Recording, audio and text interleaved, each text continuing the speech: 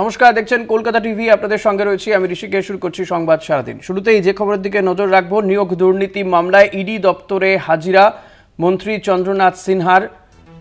সকালে সিজিও কমপ্লেক্সে হাজিরা দেন কারামন্ত্রী। তৃতীয় নোটিশে তিনি হাজিরায় আসেন। এর আগে দুবার তাকে নোটিশ দেওয়া হলেও তিনি হাজিরা এড়ান। বিশেষ ইডি আদালতে ইতিমধ্যেই জমা পড়েছে চার্জশিট।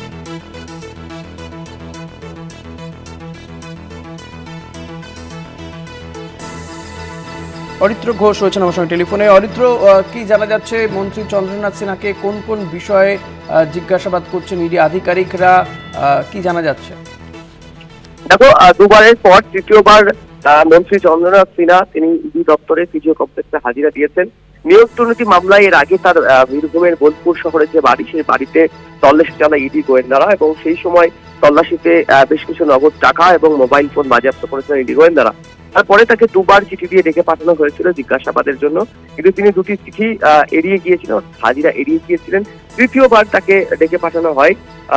তার আগেই বৃহস্পতিবার সকালে হঠাৎ তিনি হাজিরা দেন। 11টা নাগাদ তিনি ইডি দপ্তরে আসেন, মিনিট 15-20 সেখানে থাকেন এবং তারপর বেরিয়ে যান। উল্লেখ্য, গত 31শে জুলাই চন্দ্রনাথ সিনহার কাছ থেকে রাজ্যের কারামন্ত্রী তার কাছ থেকে তার সম্পত্তির নথি দিয়ে পাঠিয়েছিলেন কেন্দ্রীয় তদন্তকারীরা। মন্ত্রী এবং তার পরিবারের স্থাবর অস্থাবর সম্পত্তি সংক্রান্ত তথ্যের নথি চাওয়া হয়েছিল, কিন্তু চন্দ্রনাথ সিনহা সেদিন হাজিরা দিতে যাননি। তিনি ইডির কাছে সময় চেয়েছিলেন বলে তখন জানা যায়। ইডিকে তিনি জানিয়েছিলেন, যেটা চন্দ্রনাথ সিনহার আইনজীবী সূত্রে খবর পাওয়া যায়, যে 31শে জুলাই তিনি যেতে না পারলেও তিনি সমস্ত নথিপত্র গুছাচ্ছেন এবং শীঘ্রই তিনি তদন্তকারীদের কাছে হাজিরা দেবেন। তারপরেই যেটা দেখা গেল, বৃহস্পতিবার আচমকাই তিনি ইডির যে দপ্তর সিজিও কমপ্লেক্স সেখানে এসে পৌঁছান এবং বেশ কিছুক্ষণ সেখানে তিনি থাকেন, তারপরে বেরিয়ে যান। যদিও ইডি সূত্রে খবর যে ইতিমধ্যেই ইডির যে বিশেষ আদালত রয়েছে, স্পেশাল কোর্ট, সেখানে নিয়োগ দুর্নীতি মামলায় চার্জশিট তারা জমা দিয়েছে। ইডি সূত্রে খবর পাওয়া যাচ্ছে সেই চার্জশিটে কারামন্ত্রী চন্দ্রনাথ সিনহার নামও রয়েছে।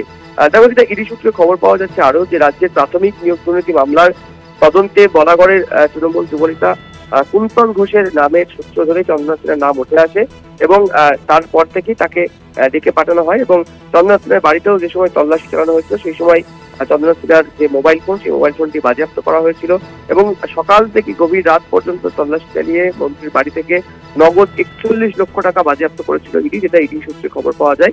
এবং গত 28শে জুলাই চন্দ্রনাথ সিনহাকে দ্বিতীয় নোটিশ দেওয়া হয়েছিল। 31শে জুলাইও তাকে ডেকে পাঠানো হয়েছিল, কিন্তু তিনি হাজিরা এড়িয়ে গিয়েছিলেন। তারপরে অবশেষে আজকে অর্থাৎ বৃহস্পতিবার সকালে তিনি আসেন, মিনিট 15-20 তিনি ইডি দপ্তরে থাকেন, তারপরে তিনি বেরিয়ে যান। তবে যেটা ইডি সূত্রে খবর পাওয়া যাচ্ছে যে ইতিমধ্যেই তারা ইডির যে কোর্ট রয়েছে, স্পেশাল কোর্ট, সেখানে নিয়োগ দুর্নীতি মামলায় চার্জশিট জমা দিয়েছে এবং সেই চার্জশিটে মন্ত্রী চন্দ্রনাথ সিনহার নামও রয়েছে বলে জানা যাচ্ছে ইডি সূত্র মারফত।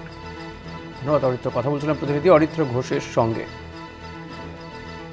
ইডি দপ্তরে হাজিরা দিলেন মন্ত্রী চন্দ্রনাথ সিনহা। নিয়োগ দুর্নীতি মামলায় তাকে তলব করা হয়েছিল, ইতিমধ্যে তিনি হাজিরা দিয়ে বেরিয়েও গিয়েছেন। তবে ইডি সূত্রে খবর পাওয়া যাচ্ছে ইতিমধ্যেই কিন্তু ইডির বিশেষ আদালতে চার্জশিটও জমা পড়েছে।